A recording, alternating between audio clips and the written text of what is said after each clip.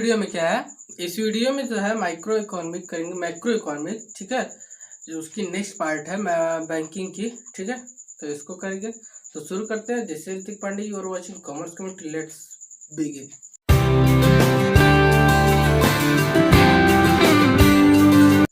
इसमें क्या है, हमारे टॉपिक जो है वो है control of money supply by the central bank. Central bank के द्वारा मनी सप्लाई को कंट्रोल करना। ओके, इसके टू वेज होते हैं, दो प्रकार से ये क्या करता है, अपनी सप्लाई ऑफ मनी को, मनी की सप्लाई को कंट्रोल करता है। सबसे पहला है quantitative instrument of control of credit या क्रेडिट कंट्रोल। क्रेडिट कंट्रोल करने के क्वांटिटेटिव इंस्ट्रूमेंट जो पहला इंस्ट्रूमेंट है, उससे क्या होता है, ये ओवरऑल में जो है पूरे होल कंट्री में सप्लाई ऑफ मनी की डिमांड और सप्लाई को मेंटेन करता है। इससे क्या होता है, इससे इन्फ्लेशन रेट क्या होता है, मेंटेन होता है। और ये जो सेकंड है, ये qualitative instrument of credit control, ठीक है। क्रेडिट कंट्रोल का क्वालिटेटिव इंस्ट्रूमेंट जो है वो क्या करता है, वो कहता है कि कुछ पर्टिकुलर या सम स्पेस में या सम एरियाज में जो है क्रेडिट की कंट्रोल किया जाए, ठीक है। कुछ जगहों पे किया जाए, कुछ जगहों पे नहीं किया जाए, पार्ट वाइज किया जाए। ओके, तो उसे क्या करते हैं, क्वालिटेटिव इंस्ट्रूमेंट। अब इसको हम देख लेते हैं फुल्ली व्यू तरीके से, किस तरह से कौन कौन सा क्या क्या करता है। ओके, तो अब जो है क्वांटिटेटिव इंस्ट्रूमेंट, ठीक है। क्वांटिटेटिव इंस्ट्रूमेंट देख लेते हैं कितने, कुल 6 इंस्ट्रूमेंट है, ठीक है। तो सबसे पहला है बैंक रेट, ठीक है। बैंक रेट क्या होता है, बैंक रेट होता है जिस रेट पे आरबीआई मनी लेंड करता है कॉमर्शियल बैंक से, उसे क्या कहते हैं, बैंक रेट, ठीक है। और सेकेंड है ओपन मार्केट ऑपरेशन। ये थोड़ा डिफिकल्ट टॉपिक है, ठीक है। और इस ईयर जो है 2020 में ये क्वेश्चन आया भी था, ठीक है।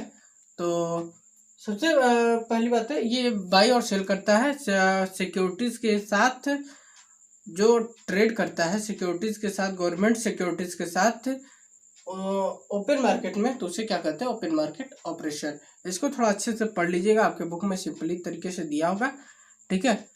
और इसे समझ लीजिएगा, ये थोड़ा डिफिकल्ट टॉपिक है। ये सारी चीजें ही डिफिकल्ट टॉपिक है, फिर भी इसे अच्छे से पढ़ लीजिएगा अपने से। ओके, सेकेंड थर्ड है रेपो रेट, ठीक है।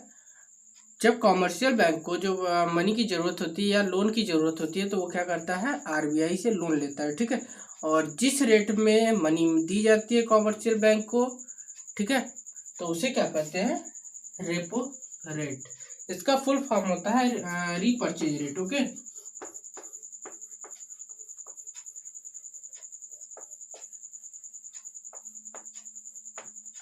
इसे रीपर्चेज रेट कहते हैं। ओके, सेकंड है reverse repo rate. Reverse repo rate means जो डिपॉजिट्स होते हैं कॉमर्शियल बैंक के सेंट्रल बैंक में, ठीक है, तो उसे क्या कहते हैं, reverse repo rate. Okay, reverse repo rate. फिर आता है पांचवा जो है कैश रिजर्व रेशियो, CRR, जिसे हमने अभी पिछली वीडियोज में किसी में आया होगा, ठीक है, अभी आते हैं साथ इसी में आया होगा, इसी पिछली पार्ट 1 में, ठीक है। तो वो होता है, वही CRR है, ठीक है। एक रिजर्व बना के रखना, ठीक है, मनी का रिजर्व बना के रखना एक रेशियो में, क्या कहलाता है, कैश रिजर्व रेशियो। ओके, हर कॉमर्शियल बैंक को ये अलाउ किया जाता है, अथॉरिटी दी जाती है या रिस्पॉन्सिबिलिटी दी जाती है, जो भी कर लीजिए, कि वो एक रिजर्व बना के रखे अपने बैंक में, जिससे कि उसके ट्रांजेक्शन्स जो होते हैं वो आसानी से हो सके, ठीक है। अगर मान लीजिए अगर रिजर्व बना के नहीं रखेंगे, ठीक है, तो अगर कोई निकालने ही पैसा आया अपने बैंक से या अपने अकाउंट से, कोई कस्टमर अपना पैसा कुछ से विड्रॉ करने आया, तो उसे क्या करेंगे, वहाँ उसे कहाँ से देंगे, उसी कैश रिजर्व रेशियो को मेंटेन किया जाता है, इसीलिए कि वो आपातकाल में क्या करे, इमरजेंसी में वर्क कर सके, ठीक है।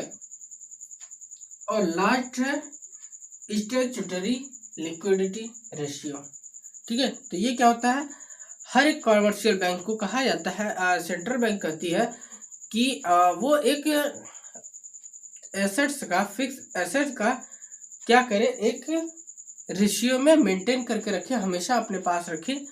जैसे कि कैश हो गया, गोल्ड हो गया, ये लिक्विड असेट्स जो है इसे अपने पास मेंटेन करके हमेशा रखे, तो उसे क्या कहते हैं, स्टैट्यूटरी लिक्विडिटी रेशियो, इसे कहते हैं SLR। ओके, अब देख लेते हैं क्वालिटेटिव इंस्ट्रूमेंट के बारे में, ठीक है, तो उसको भी देख लेते। तो इसमें क्वालिटेटिव इंस्ट्रूमेंट में क्या है, सबसे पहला है मार्जिन रिक्वायरमेंट, ठीक है। मार्जिन रिक्वायरमेंट जो है क्या कहता है, कहता है कि जैसे कि किसी को लोन देना है, किसी कस्टमर को आपको लोन देना है, तो क्या करिए कि जितनी की एसेट्स है उससे कुछ कम में मार्जिन लगा के दीजिए, जिससे कि जो है अगर वो कस्टमर जो है आपकी लोन को पे नहीं करता है तो क्या किया जाएगा, इससे आप अपनी जो है रिक्वायरमेट है, आप जितनी की एसेट आपकी जो लोन है और आपके इंटरेस्ट जो है वो पूरी तरीके से निकल जाए। जैसे कि 1 करोड़ का अगर है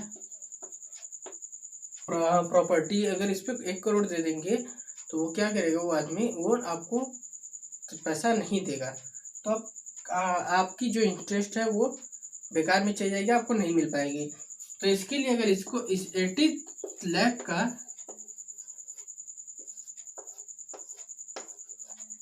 अगर 80 लाख का आप इसे क्या करेंगे, अमाउंट देंगे, तो ये क्या होगा, तो ये जो 20 लाख है ये आपकी इंटरेस्ट को मेंटेन कर लेगा। ओके, और सेकंड है राशनिंग ऑफ क्रेडिट। किसी एक बिजनेस को एक रेशियो में ही लोन दिया जाए, ये नहीं कि सारी जितना उनकी मांग है उतना ही दे दिया जाए, एक किसी रेशियो में ही लोन दिया जाए, ठीक है। Ratio of credit, rationing of credit, ठीक।